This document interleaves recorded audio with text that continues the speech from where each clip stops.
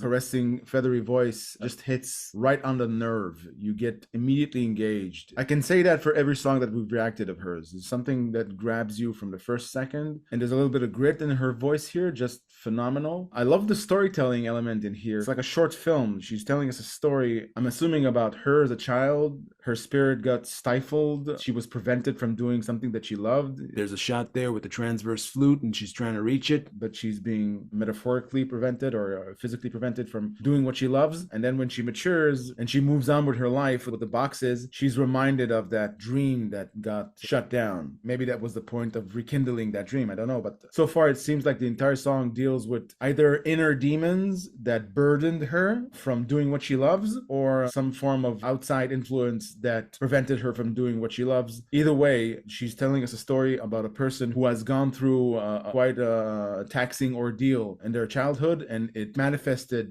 into their adulthood, and she's expressing it here. There's something that we've discussed before about Lolli, that she's a fantastic storyteller, and the way she kind of acts out the story, not just sing it, in a lot of her videos. And it's quite an experience to see her do that as well as hear her voice. Something in the style, which I have mentioned before, reminds me a little bit of somewhere between like a Kate Bush and a Tori Amos. And the way she specifically uses her voice, some of the technique reminds me of Jeff Buckley. And someone commented in the past that she is a massive fan of Jeff Buckley. So that kind of makes sense. And I want to congratulate her because she actually reminded me of him. Not many do, because not many can sing a song like he does. I'm also a big Jeff Buckley fan. May he rest in peace. But what you're talking about here, to me, it can be described with one word, and that is trauma. I think there's some kind of a childhood trauma that the song basically shows us that trauma just doesn't leave you. It stays with you for the rest of your life, whether you like it or not. You can pack it away, it'll still be there, and it binds itself to you. And the way that she's bound with those ropes and everything, when we saw that first image, it straight away reminded me of recently seeing Ifa with Faith, with the shackles, only here it's rope. And of course, the meanings are different, but the image reminded me of that. It's not necessarily darker than what Lolli usually does, because there's a darkness to her songs usually, from the cover of Hurt to her original material. Sometimes it's just shown in a less of a dark way, but there's always a darkness to the lyrics. And here we're actually getting a darker visual to go along with it as well, which is interesting. She conveys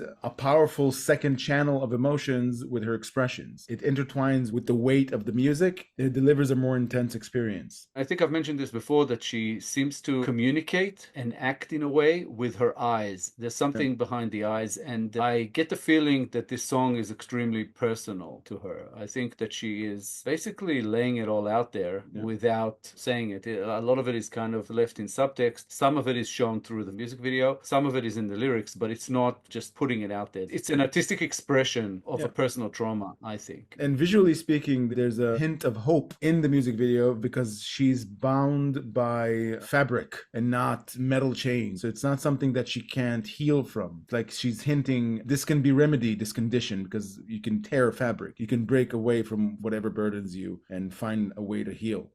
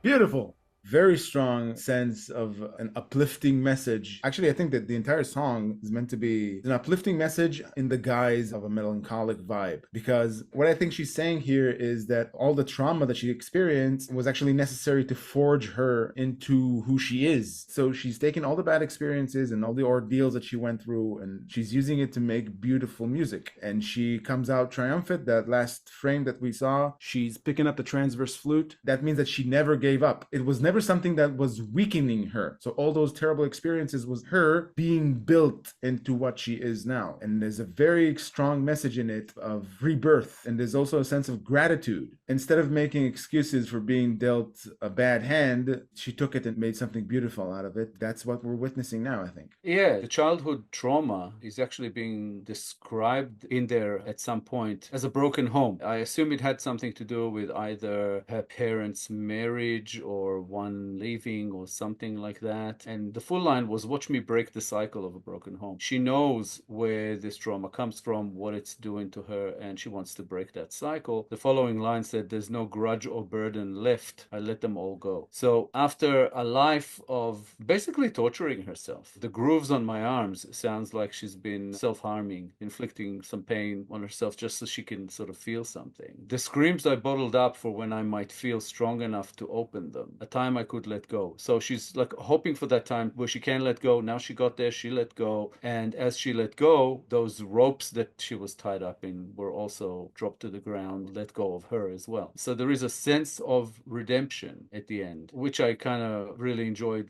watching, because the visual just really helped not only understand the lyrics, but also see where the lyrics are trying to take us. Because some of it can be read as is, just as she's still in that place, but seeing it as a companion to the lyrics helps you understand exactly where she wanted to go with that. Even the song called All Mine, it's accountability. It's basically saying, I understand that it's all on me. The lines, the dark crept out to live in me, a wide awake recurring dream. When it takes hold, I feel a tight yet familiar grip, not a blessing or a sign, but it's all mine. Yeah. So she's saying, it's not good, it's not bad necessarily, but it's me. It is all me. It's all on me. It was on me to let go of certain things. And I finally came to this understanding and I let go of them. I'm not hanging on to all these negatives. And now I can experience this, as you described it, rebirth. I can go on with my life. I can be happy again. Just beautiful, beautifully written, beautifully performed, as we've kind of come to expect from Lolli Wren by now. Absolutely fantastic. Yeah, the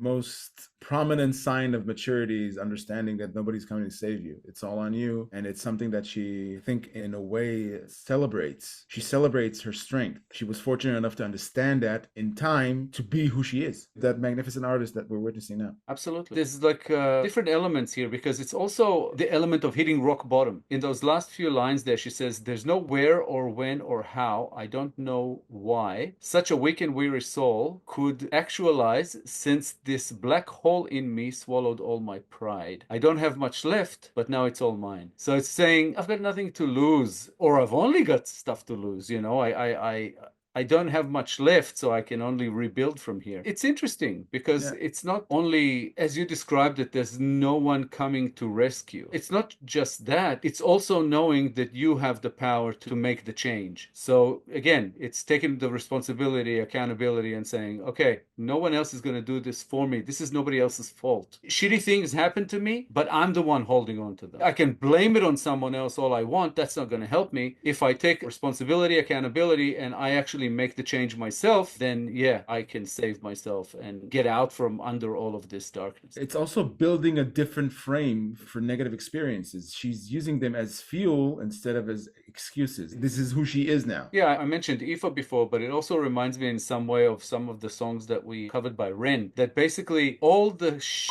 that happens to you throughout life is you. It's who you are. So instead of trying to always put it on someone else, use it as a building block and come to terms with who you are and why you are. And it, in Wren's case, and I assume also Ifa and Lolli here, it's made them who they are. If they didn't go through these hardships, maybe they wouldn't have these fantastic artistic outlets, all this darkness to write about. Like you said, fuel, that's what it is. You keep it as some kind of a chip on your shoulder for a time where you use it to create something else, to create something positive in a way, something that will help others, something that will help you purge all this darkness out of you. And I think that's what Lolli's doing. I'm not 100% sure, but that's kind of how it translates to me. And I think she's absolutely fantastic. She's an amazing artist, and I've enjoyed every song we've covered from her so far. I did too. And it connects to what I said before about gratitude. It's realizing that all those negative experiences helped forge you into who you are. Thank you, Lost Hate, for another awesome Lolli Wren request. We appreciate the ongoing support. Thanks, Lost Hate, for yet another Lolli Wren request. We enjoyed reacting to the song very much. It gave us a little more insight on Lolli. Thank you for all your ongoing support. If you enjoyed this episode, guys, please be sure to like, subscribe, comment, and click the little bell icon so you'll get notified on all our future videos. If you have a song in mind you'd like us to react to,